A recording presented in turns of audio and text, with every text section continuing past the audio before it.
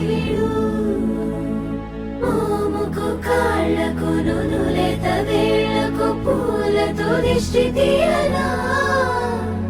కందుల తోటలో పూచిన జాబిలి నీవని హత్తుకుందునా